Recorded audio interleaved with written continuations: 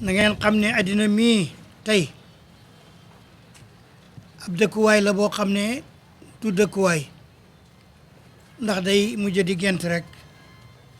ngeen xamee ne àddina si fi mu toll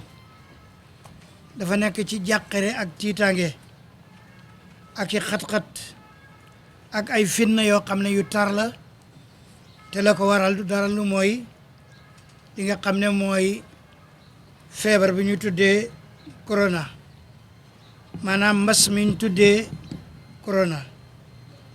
tiital na nit ñi yépp nag ndax yóbbu na ay bakkan gental na ay kër jirimloo na ay gune ba pare ak ay jigéen yu bari yoo xam ne ñàkkaloo na leen seen borom kër feebar la boo xam ne mu ngi fii waaye bu jéggi dayo la parce que mbas la sonal na état yi sonal organisme yi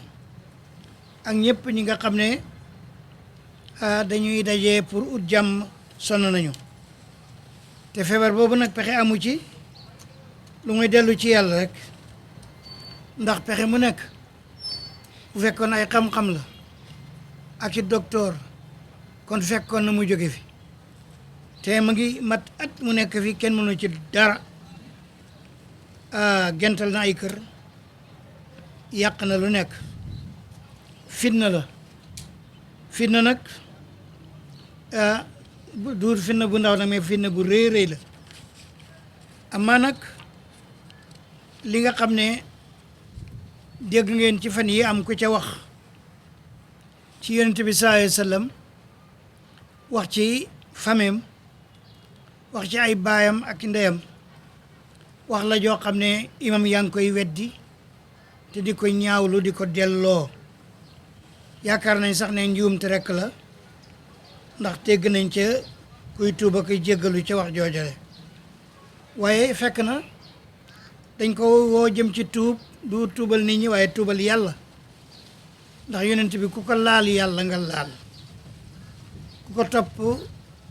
yàlla nga topp man ataa rasula faqad ataa allah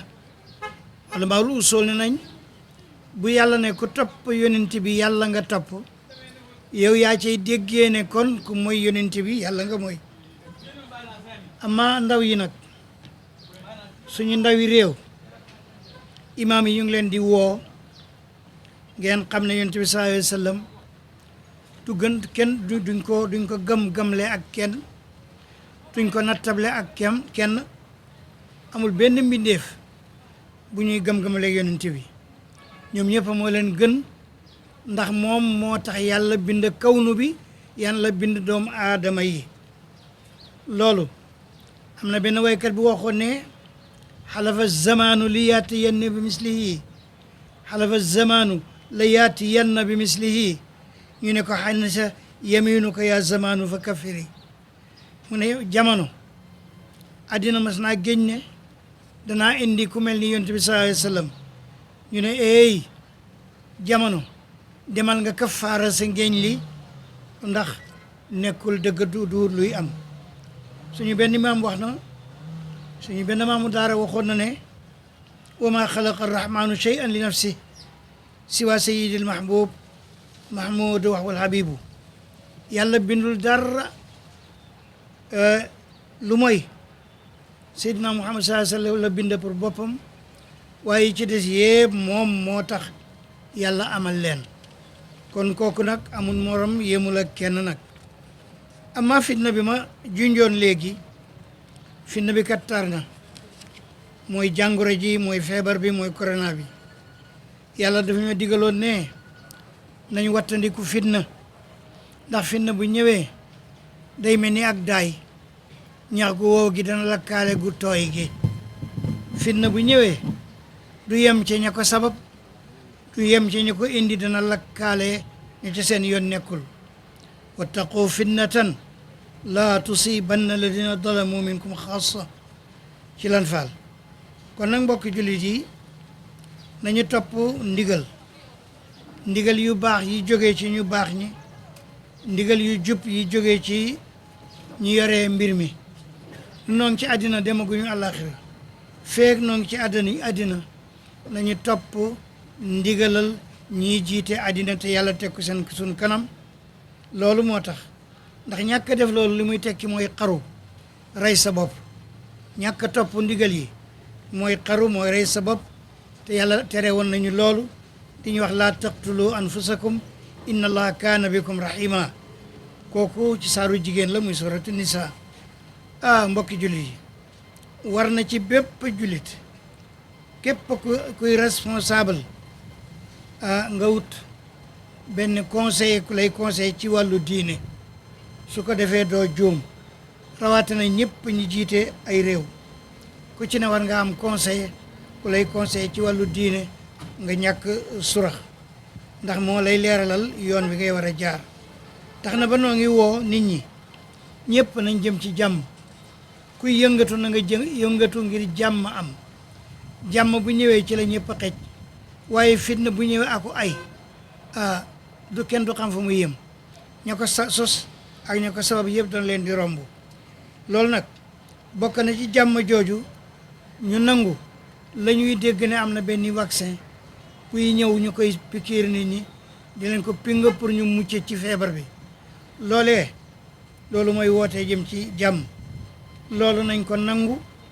bu baax a baax am na ñu ciy wax lu nekk waaye lépp luñ ciy wax lu mooy ñàkk yooyu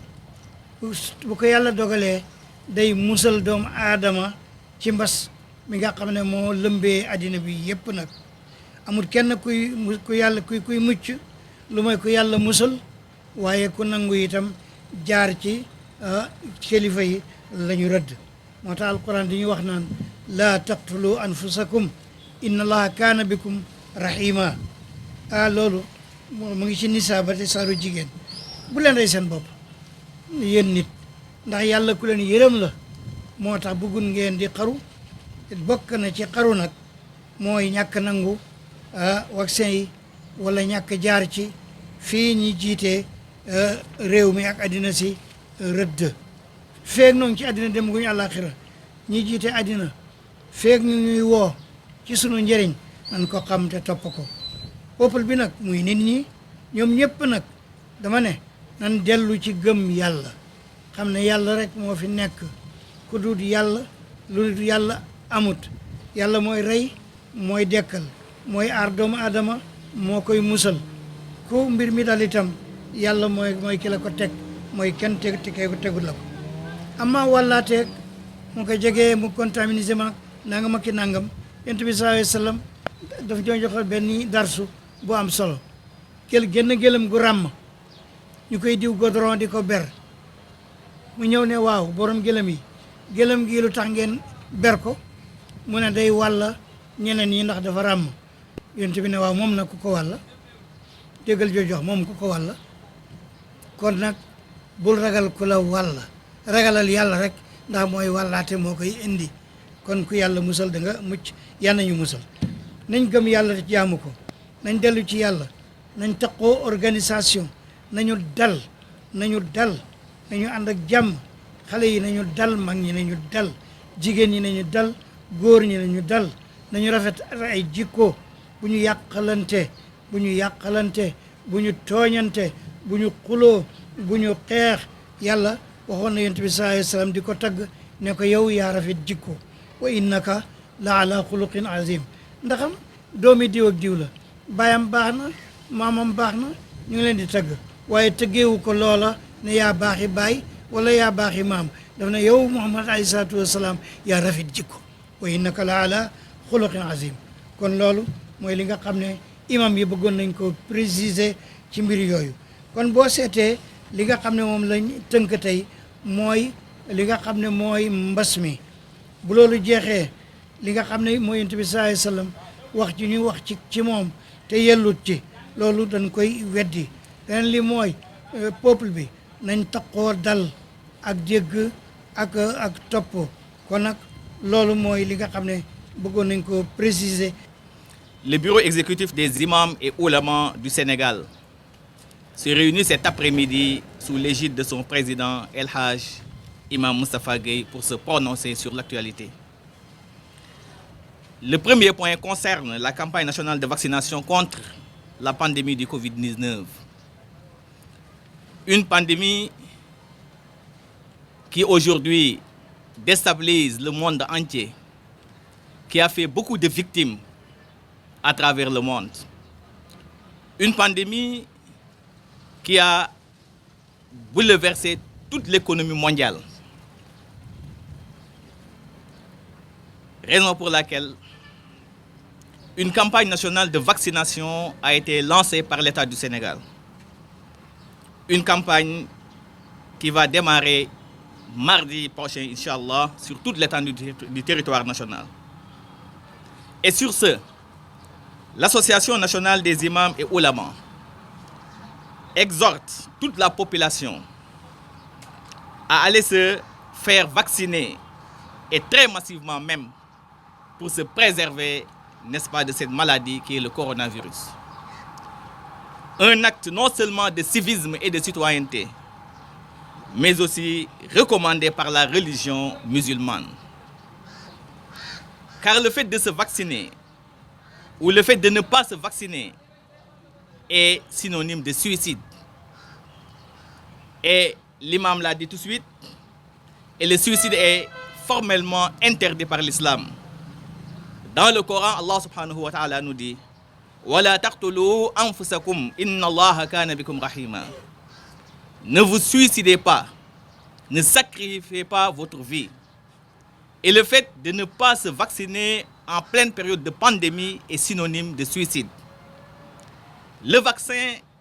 est là pour nous soigner, pour nous protéger, pour nous préserver de cette pandémie du Covid-19 et non pour mettre en danger notre société, notre santé. Le gouvernement du Sénégal a débloqué 200 milliards de francs CFA pour l'achat de 200 000 doses de vaccins. Du vaccin, bien entendu, de la firme chinoise Sinopharm.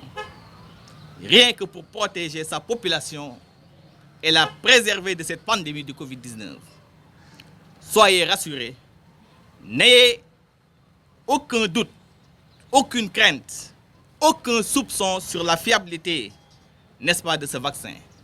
qui, je rappelle, a été soumis et analysé par l'Organisation mondiale de la santé en Afrique. Par conséquent, l'Association nationale des imams et oulémas du Sénégal, encore une fois de plus sous l'égide de son président El Hadj Imam Moustapha Gueye, lance un appel solennel à toute la population à aller se faire vacciner et faire vacciner leurs familles et leurs proches. Le deuxième point évoqué par le président,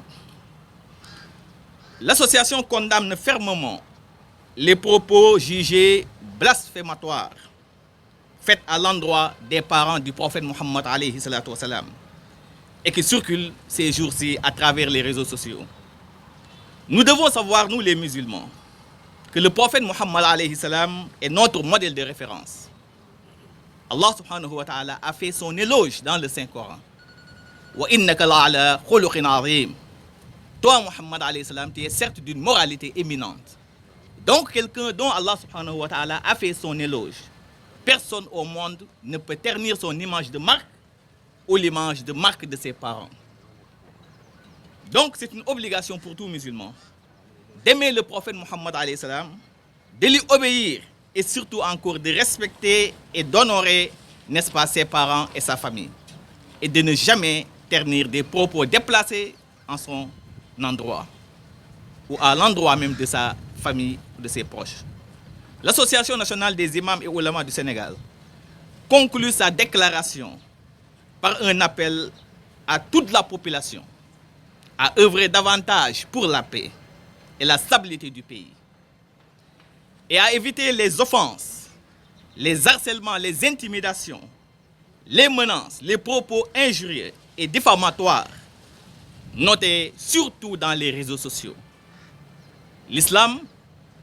est une religion par excellence, par essence de paix.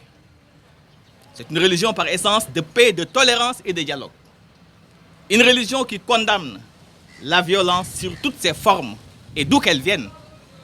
Allah subhanahu wa ta'ala nous le dit. وَاتَقُوا فِتْنَةً لَا تُصِيبَنَّ الَّذِينَ ظَلَمُوا مِنكُمْ خَاصَّةً وَاعْلَمُوا أَنَّ اللَّهَ شَدِيدُ الْعِقَابِ. Mettez-vous à l'abri de la violence, qui n'était pas forcément que ceux d'entre nous qui ont été injustes. Le Sénégal a véritablement besoin de paix, de calme et de quiétude, surtout en cette période de pandémie.